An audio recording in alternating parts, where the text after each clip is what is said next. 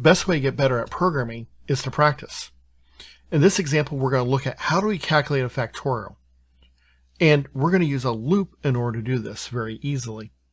So feel free to pause this video, work on this problem on your own, and when you're done, you can check your answer, or if you get stuck, you can get some assistance.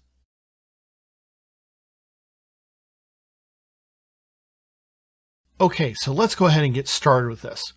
We're asking for a factorial, which is any non-negative number, and it's going to be, for example, listed as 3 exclamation point if you do it in mathematics.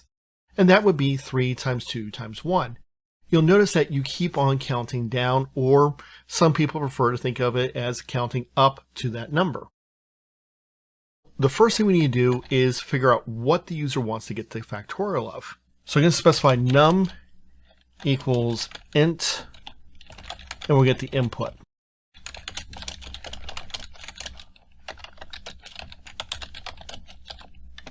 What do you want the factorial of?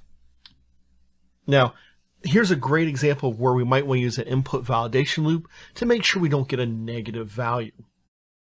The next thing I need to do is specify an answer, and this is going to be equal to 1.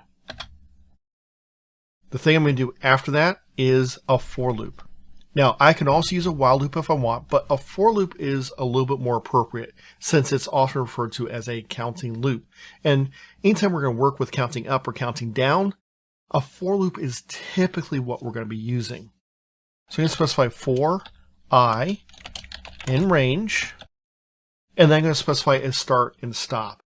That's because if I only specify a stop, it starts at 0, and anything times 0 is 0. So I always want to specify that starting point. So 1, and then I'm going to say num, because that's the value that I'm going to go to. The exception to this, of course, is the fact that, remember, if I specify the stopping point for range, it's not inclusive. So it actually stops at 1 before that number.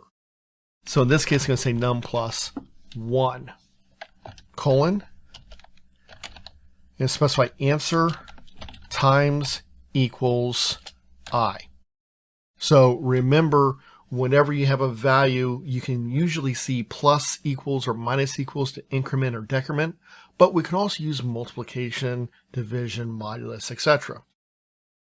Here we have a perfect example where we use multiplication to do this. After I'm done with my for loop, I'm going to print answer. Now, I could go so far as to say num factorial equals answer if I want. I'm just keeping it simple. If I go and run this, what I want the factorial of, we'll say 5. It gives me 120. I know that's correct. 1 times 2 is 2. 2 times 3 is 6. 6 times 4 is 24. 24 times 5 is 120. I can test a couple others that I happen to know by running it again.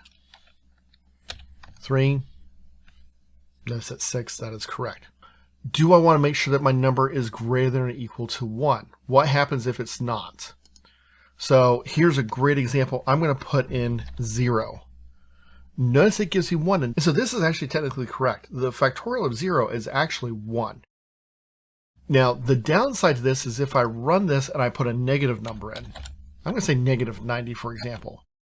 It also gives me 1, and that's because my for loop is never run because I'm outside my range automatically. But I have that default value answer of 1. In reality, it should give me a error of some sort, unable to compute. So I probably need to check to make sure that I get a non-negative value. But this does work essentially for any positive number. So if we want to go further, we're going to look at error checking, and that's something to think about. Keep watching other videos to learn more about practicing your programming with Python.